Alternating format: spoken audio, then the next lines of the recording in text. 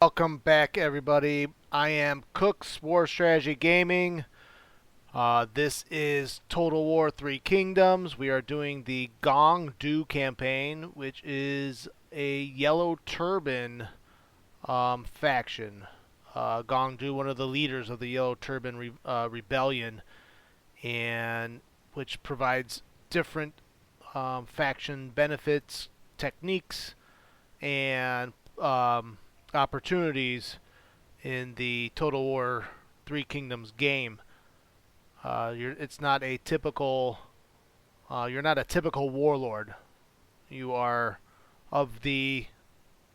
You may be a veteran or something of the wars, but you kind of represent the peasantry in revolt against the oppressive emperor, the oppressive Han Emperor. So you're rising up, and you're basically part of the reason why this whole Three Kingdoms period starts in the first place.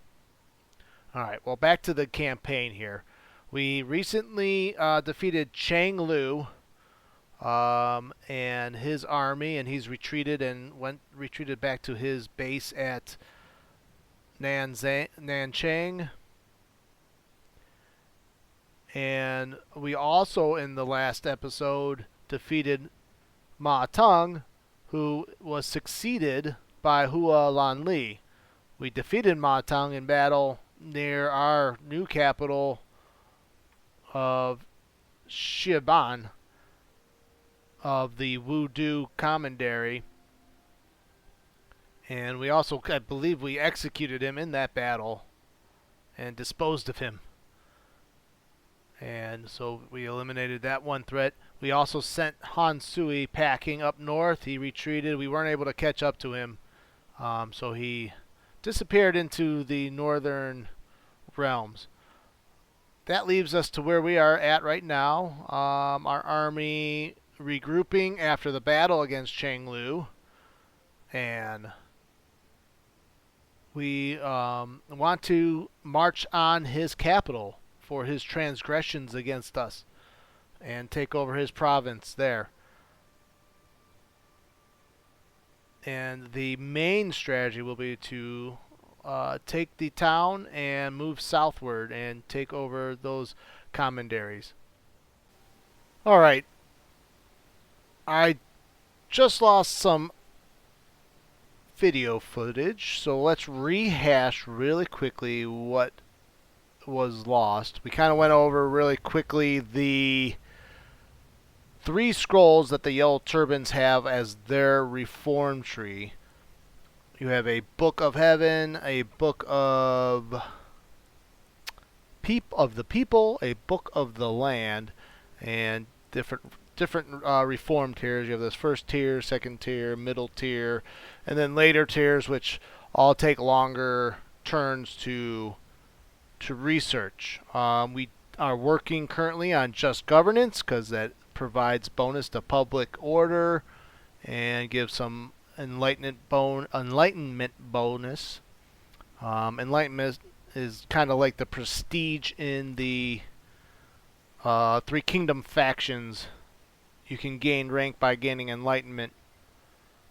We also were marching through the valley and are approaching Zhang Lu's Nanchang city and are getting ready to siege it.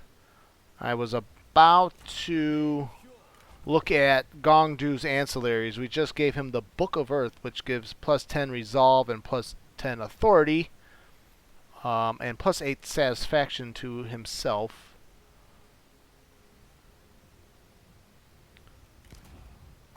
The other 2 follower ancillaries aren't very good, and I do not want to give him that. We do have Black Thoroughbred, though, we can give him, which will make him harder to catch in battle. Also, much better speed. Actually, it's a little bit slower, but have a larger mass and gives charge bonuses. So a little bit, actually, a little bit slower.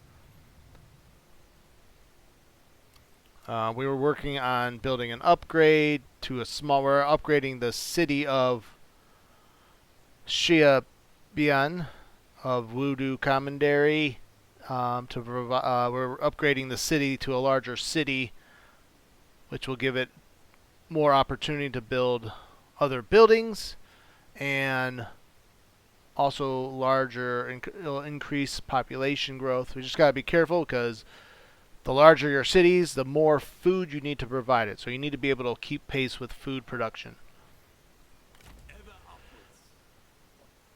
So now we are going to lay siege to Nanchang. There are no city walls, so we can just assault it on the first turn. We don't need to lay siege to it. And we're just going to delegate the battle out. Our faith was rewarded. And occupy the settlement. Now, one thing about the faction, the Gong faction, is that you can sack and loot for much higher income than you could a Three Kingdoms faction. But we're still going to occupy the settlement regardless, because I want the regular income. This power will serve the people. And the battles we fight generate a lot of income alone, so that is more than worth it just by the battles we'll fight. We did upgrade Gong. He levels up to a rank 5. And we want to do... This one gives him ranged modifiers to ranged units in his army. He does not have that many. Let's look at other. There's this one with a plus 6% income from commerce, plus 5 expertise, and plus 3 authority. We're going to take that one. Remember, increasing authority will give you benefits to your faction's general satisfaction if you're the leader or heir. So pushing his authority up will be beneficial and keep his generals happy. Because actually there's some concern here. Shu He is only a satisfaction of 16, so I'll probably use him as a general in the next army that I build. It'll give him purpose. We are able to upgrade some of the buildings in our newly acquired settlement. And there's this farming building. We cannot build the farm yet. We can upgrade the city, so yes, that will take away food production, but we will upgrade the city. That way we can build this farm building here. All right. So this is, even though this is a very similar color, this is not ours. That is Liu Yan. We are not currently at war with them. We are at war with Han Empire and Dongmin, who the Han is vassalized to Dongmin, so that brings us into war together. We are going to march south, though. It will be our next. We're going to march south through here, through the mountain pass. I don't know if I should take Xicheng first, and then back to Bakshi. Alright, let's move on to the next turn. And we have Jiang declaring war on the Yellow Turbans. It is now the autumn of 193. I think we're going to go over to Shaicheng City, or that's actually a lumber yard. So we're going to take the lumber yard. Again, we're going to stop short of the border here because that'll allow us to muster more troops. We are going to start a new army. We're going to do Cheng Kun we will give him command. Remain firm.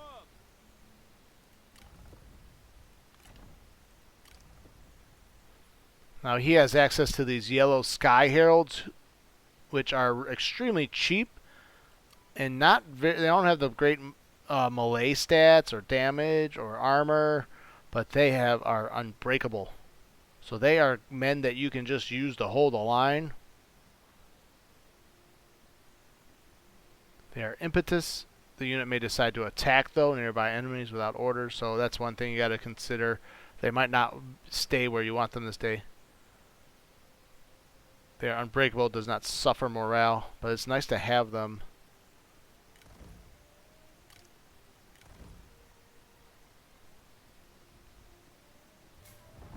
Wang Quang declares war on the Yellow Turbans. Liu Dai declared war on Yellow Turbans. Chang Yan declares war on Huang Shuao. The death of Cao Yisong, the father of warlord Cao Cao, has been killed by soldiers bearing the banner of Tao Qin. Word is that Cao Cao will only be satisfied with blood and has vowed to wipe Cao Qian out in retaliation.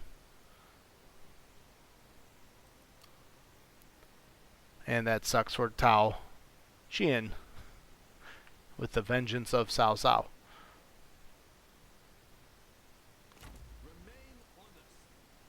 Alright, it'll take 2 turns to get to the lumber camp. And it is winter time, so I'm actually going to wait, because I'll lose military supplies at an alarming rate.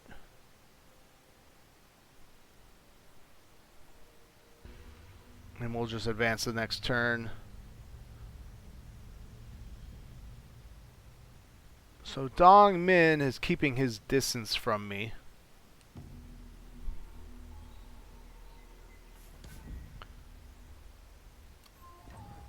And then we have a new reform just governance. We gained a scholar for Gong Du.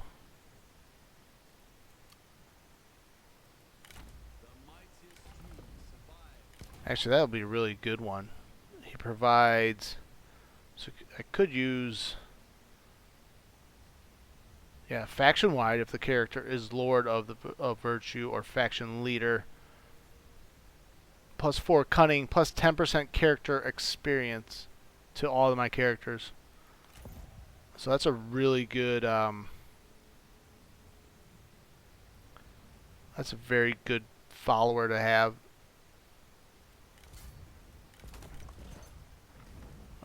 We have access to the G of Imperial Guard.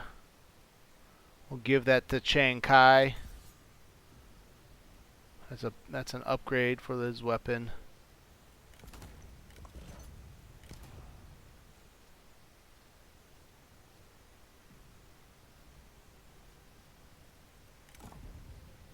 We can also give him one of these accessories. He's a blue-green guy.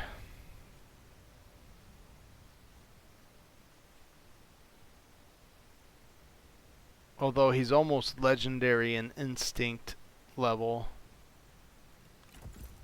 We'll increase the cunning. He has archer units, so anything with the blue, the cunning trait gives extra ammunition for his retinue. If he does end up commanding an army, it'll be plus 5 military supplies, so increase in military supplies. We need to pick a reform. Embolden the people will provide new units.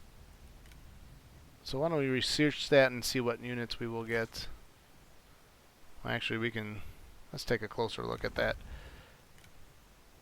You get the White Wave Veterans and White Wave Horsemen.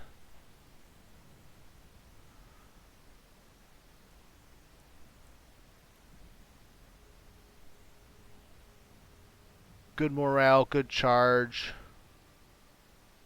They're light sword infantry. Medium spear cavalry. So those are solid. For that rank, for that tier group, those look like solid troops. Those are troops you can build an army around. Tao Fang Lan upgrades. Plus 6 8% income from commerce. And it just says faction wide. I wonder if that's just in general. It doesn't say he has to be faction leader. Alright, so let's advance down to the lumberyard.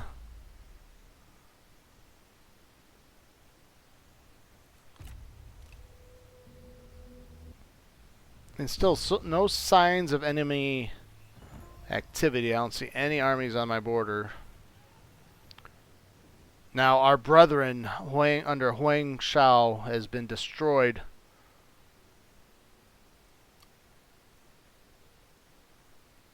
Well, let's avenge his death.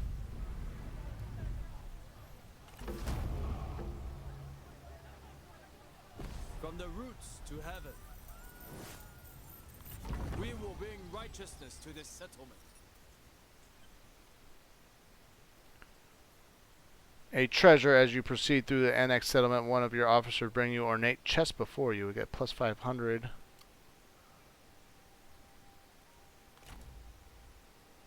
Let's march over to, we're going to go sack Bashi. Sprout ever upwards to heaven. We can upgrade some of our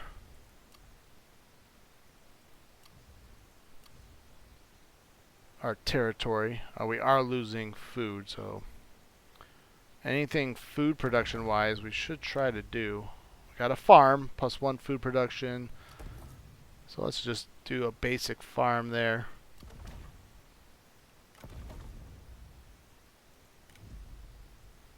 And we can build the communal irrigated farm.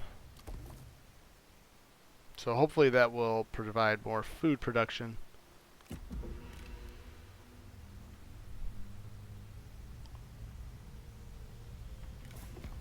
Here is our offer. So Biao wants to cooperate, which actually makes us a vassal of his. So we're going to reject that. Greed is an ugly trait.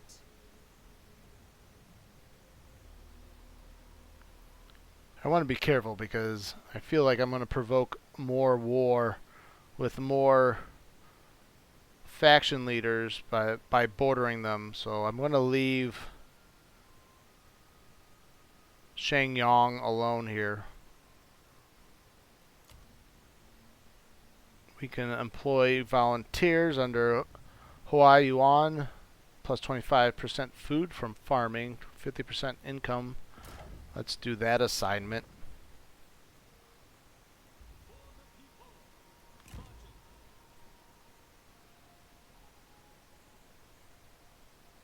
So we'll march out of the valley and down south through Hanchang and then Langchong. And then I think we'll declare on Liu Yan. So lots of moves by the AI. Liu Chong signs peace with Yuan Shu. The tribes declare war on Liu Yan. Faction succession. Ma Shao is now a leader of the old Ma Tung clan, who Dong Min took Shangui. I'm suffering from what looks like lack of reserves. Is that the problem? Yep, all my reserves have been eaten. So public order is now declining rapidly.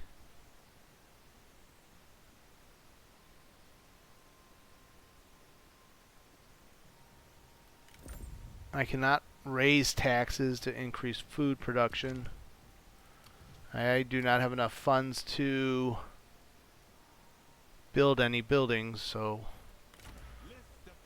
that only means one thing: we must conquer to gain our resources.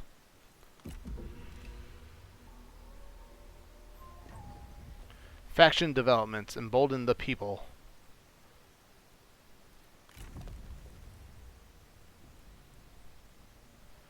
I wonder if there's any food production. Here's plus 25% food from farming.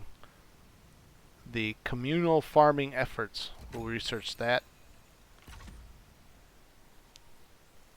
And it is winter of 194. A jade bird.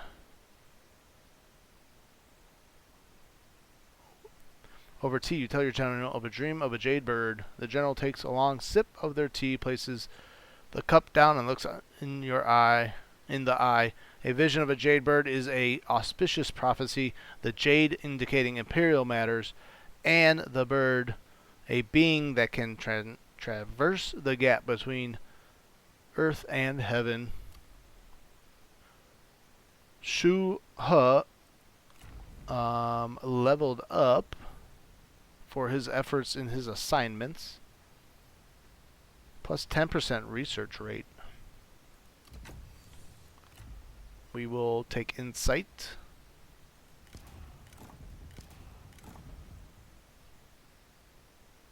We'll give him the iron snake.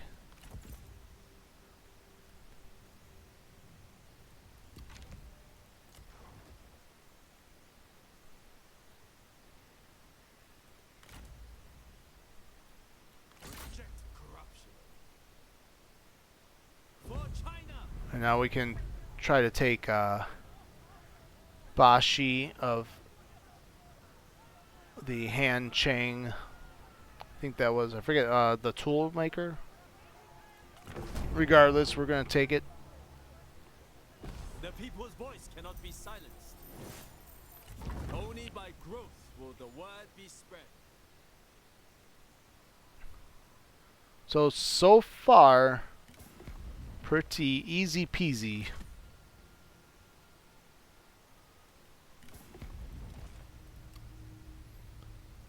Still got that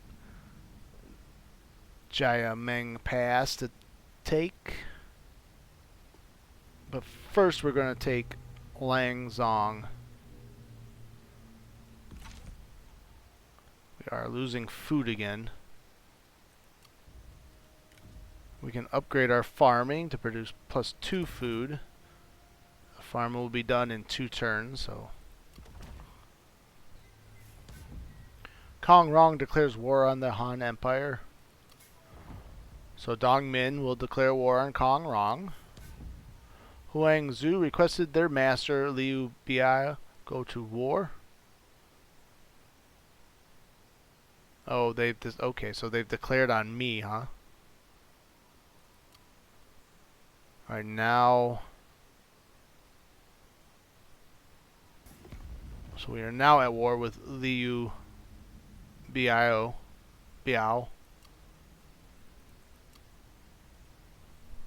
But our forces are similar, so I should not have to worry. Now, I do need to be careful. I do want to strike south.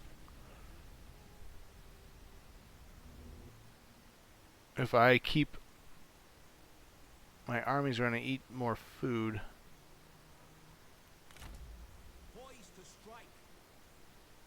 He's already losing military supplies.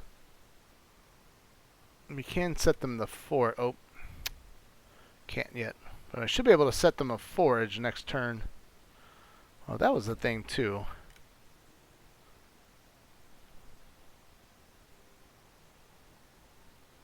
We can use the liberate stance when I'm in other territory. It does reduce campaign movement though.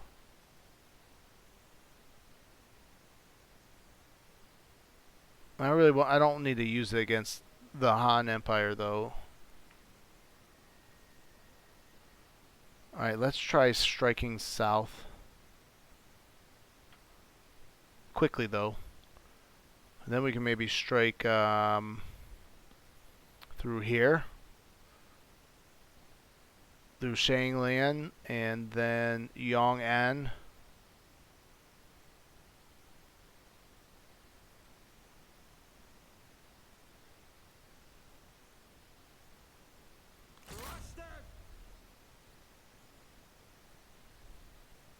And that's a full stack now. We're almost at 2,000 men.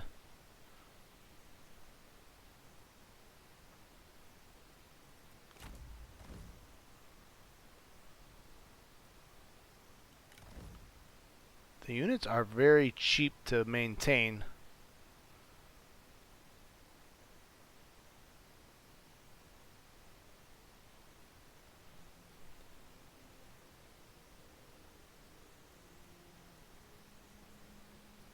Gotta be careful though of public order falling too low. I've got to get food reserves up. Oh, Yellow Turbans took this cloth maker from Dongmin.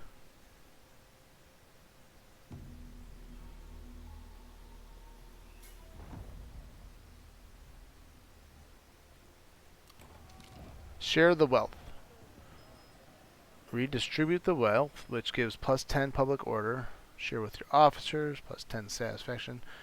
Let's just redistribute the wealth.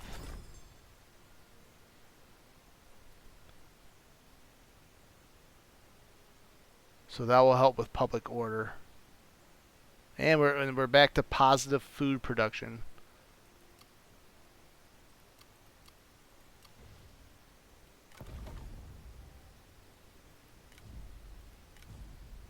We can also build a farmer housing.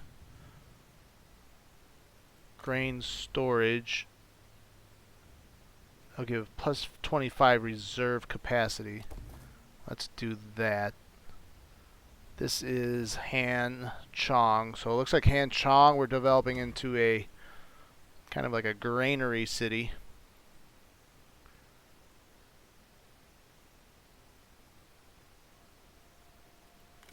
My blade is poised. On the march. We'll shack up here in the lumberyard. Summon the merchants. I would And just keep an eye on the border. honor your And Gong will take Hangzhong. attack. And there's really nothing defending it. Justice cannot be denied. In time, they will thank us for this.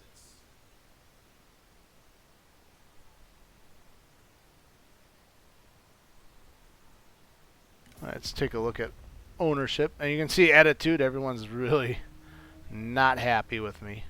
Although I'm still considered a minor threat based on our military might, alliance strength.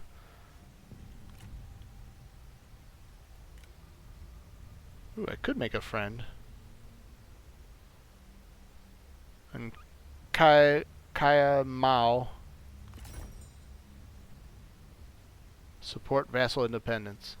This will be short. We will support the independence. Oh, I can't even negotiate for money.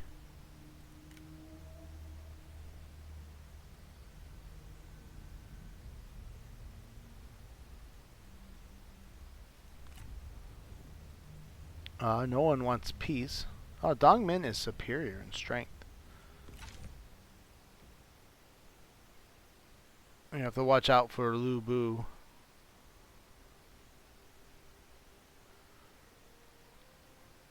I guess the next decision will be, do I strike westward towards Liu Biao? My plan is to take Liu Yan, but right now we are not at war, so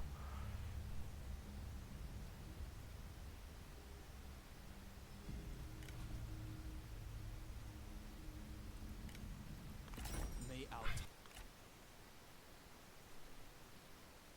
I can't. They won't even negotiate me with on a normal level. I can only declare war on them.